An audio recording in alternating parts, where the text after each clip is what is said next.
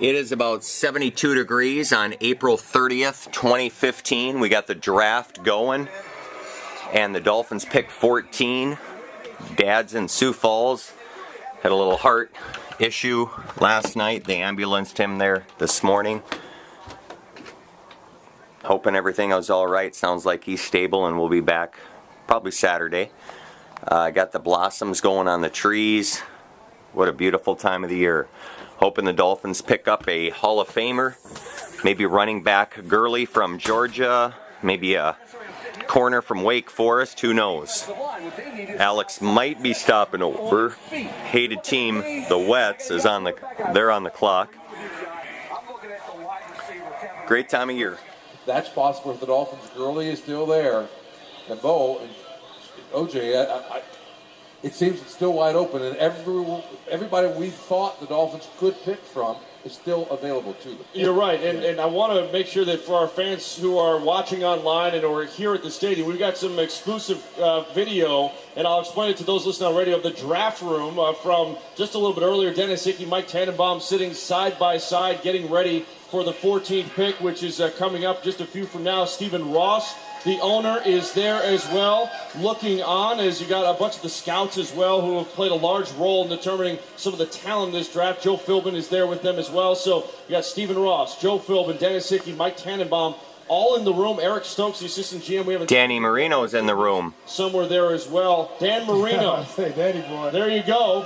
Number 27 overall pick in the 1983 draft, shaking hands with the owner, Tom Garfinkel, as take a linebacker. I'm thinking AJ.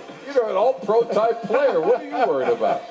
He kind of stuttered along as he went. AJ Dewey talking about drafting Jackie Shipp in '84. Jimmy was telling the story. He's built in that locker room. I know for a fact he and Billy. I know it's not going to be there.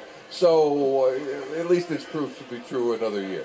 Well, we're going to come back. Todd Gurley's gone, and Jimmy Cephalo just said, never believe the rumors. Hey, let's give it up for Jimmy Cephalo, being part of our broadcast tonight. Alex is on his way over here. And OJ are going to stay as we're a few picks away from the Dolphins at number 14. You're listening to Fins on the Clock on 940 Wins and watching on Dolphins.com. When you look at what the Giants just did, I'm together in that same boat. If you have to trade down, get an offensive line together. Hopefully you pick up a third-round selection there.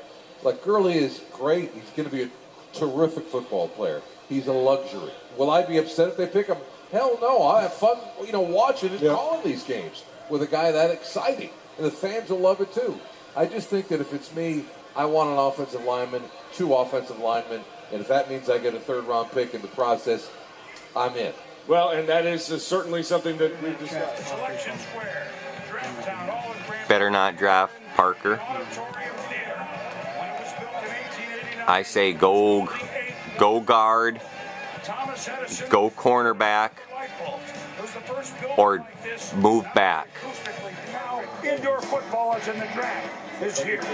And so now as we get to Miami at number 14, Mel Kiper, who are your bets available? It's Devontae Parker, definitely, clearly number 1 overall in terms of the big board. He's 8th right now in the big board. He's the best player by far. Melvin Gordon the 3rd, right behind Todd Gurley. Both those players could make sense for the Miami Dolphins. Malcolm Brown, the great defensive tackle of Texas. Bud Dupree, you thought he could have been a possibility with New Orleans, possibility with Atlanta, the outside pass rusher from Kentucky. And Rashad Perriman, arguably the most physically talented wide receiver in this draft with 4.25 speed. Had some concentration drops. He's got a ton of talent. Another player in the mix for Miami may be Kevin Johnson, cornerback Wake Forest. Cornerbacks, we said, would they be overdrafted a bit because of these wide receivers are being brought into the NFL every year? We saw Trey Waynes go earlier to Minnesota. Kevin Johnson, a real good cover guy out of Wake Forest. You got Parker. You got situation with MG3, Melvin Gordon out of Wisconsin. I think the board fell right for the Miami Dolphins.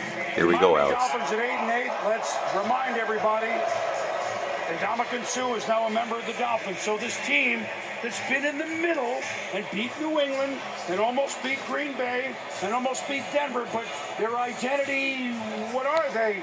Well, with Ndamukong Suh, that changes the identity department. Now what do they get? Well, we've been saying this for 6 years. They bring in free agents, they get rid of these free agents. We were excited about Mike Wallace, Donald Ellerby, Philip Wheeler. They're gone. They lost Clay, a good tight end. They bring in another tight end. They've had a lot of people coming and going in the middle of the night. They need a cornerback to replace Cortland Finnegan. They need somebody inside on defense to help them down. Slot receiver, they need somebody to stretch the field outside the numbers. And you think about what they've already added with Kenny Stills coming over from New Orleans and Greg Jennings, but Devontae Parker would give Ryan Tannehill no more excuses. Sure. Wow, that's a strong statement. So the Miami Dolphins, look, this is a division that they get Sue. Buffalo has a whole new change with Shady McCoy. The Jets have a change. They got to go get New England. Who do they get in the draft? With the Here we go, Alex. Our future. Our future. NFL draft, the Miami Dolphins select Devontae Parker. Uh-oh. Wide receiver, Louisville. Alex, for the record, not real happy about this one. Well, so as expected, the third wide receiver has gone in the top half of this draft. Last year we had, 5 in the first round? We had 7 in the second round. So now the Miami Dolphins have Parker, and we will examine that in a moment. Let's go to Morton Adams. Bone in his foot, left foot injury, fall practice in late August, has surgery, comes back against NC State October 18th. 9 catches, 132 yards. Did a great job the remainder of the season. This is a kid at 6'2 and a half, 211 pounds, with a tremendous catch radius. Reminds me a lot of A.J. Green. I think he can be an outstanding go-to option in the NFL. That's better, Alex. Kenny Stills coming over from New Orleans. You're bringing a veteran like Greg Jennings. His father, Devontae Parker's father, Anthony Shellman, a real good running back at Louisville back in the early 90s for Howard Schnellenberger. He did a great job when Teddy Bridgewater was there. Even when Teddy Bridgewater moved on, the production was excellent. What I like about him, he will work hard, he'll block. He's been a respected team leader dating all the way back to his high school days. So he brings talent, and he brings great character as well to the wide receiver position. Character. When you do it for 2 different offensive coordinators, that tells me something. Easily, in some of those contested catch situations that you talk about, he's been out physical at the point of attack, but tracking the ball down the field and making big plays, he's done it in various different ways. He'll be that outside lane threat, that Z or X, depending upon where they want to put him, and help out Jarvis Landry and give Ryan Tannehill just another weapon to work with down the field. Well, so Devontae Parker goes to Miami, and so San Francisco is in this spot. Concepti just had it that San Diego moved up 2 spots. After being selected, Devontae, thanks so much for taking the time. Congratulations. How are you feeling as a member of the Miami Dolphins? Oh, yeah. I'm feeling pretty good right now, That's what I was doing in my dream period with Miami. I just love it. Well, Devontae, everybody is really excited to have you as part of this Dolphins program.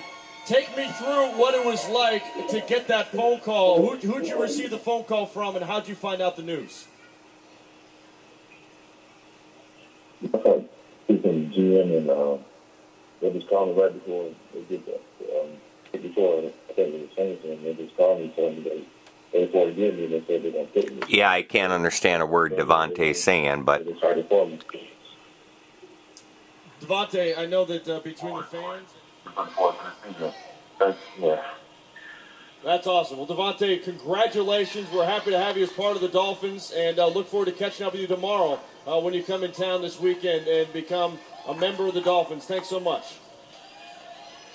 Okay, thank you. All right, there he is, Devontae Parker, wide receiver from Louisville, number 14 overall pick, and really, really exciting to have him. It is Friday, May 1st. What a beautiful night. Second night in a row. Day 2 of the draft. Alex just won 6-3, 7-6, I believe it was, in a tie, 2-set match against Miami. Headed out to Habaneros here in just a bit. But the Dolphins' second round pick is coming up in about 5 minutes. No idea who it's going to be. Just hope it's a lineman or playmaking linebacker or a corner. The question will be, what type of compensation do they get in return? Yes. And the question will be, did the Eric Kendricks pick just before them, because as we're in the commercial break, I almost forgot to tell you, the Vikings selected the inside linebacker from UCLA, Eric Kendricks. Perhaps that was their target. They determined he's off the board. They don't want to make that selection. We don't know. Maybe the Eagles just gave them an offer they couldn't refuse, but for right now, the Dolphins, who had the 47th overall pick and number 15 overall in the second round, will not make that selection. They're moving down as the Philadelphia Eagles move up to take that spot. John, are you surprised that we see the Dolphins trade down here? As we were discussing all the different options for them at 47. Looked like there was going to be some quality there. Well, when Eric Kendricks goes off the board to Minnesota, he's probably was the highest ranked linebacker. And I would think when McKinney went a few picks earlier to Houston, that Perriman's got to be the next guy up. And with the issues in San Francisco, I would think it would be a lock for Denzel Perriman to go to the guy. And Earl Mitchell, we love having him as well. So you got some good talkers in the interior of this defensive line. I love Earl Mitchell. You feel like it's a bunch of quarterbacks, the way Sam Madison has Friday night set the table for that position. A lot of personality, a lot of personality on the defensive line and front seven. So you just hope that this pick, in all seriousness, works out for the Miami Dolphins, because anytime you invest so much money in free agency on a defensive tackle in Ndamukong Suh, and you come right back and you pick another defensive tackle in the second round with no third round support, this guy has to be able to come in and play. Remember, we talked about going into this draft, first and second picks. These guys have to perform. Now you got to cross your fingers and hope, the 6'5", 330-pound defensive tackle can play really well. All right, Jordan Phillips is the pick for the Dolphins at number 52. Big thanks to him for joining us here just moments ago. Want to let you know that your Miami Dolphins draft coverage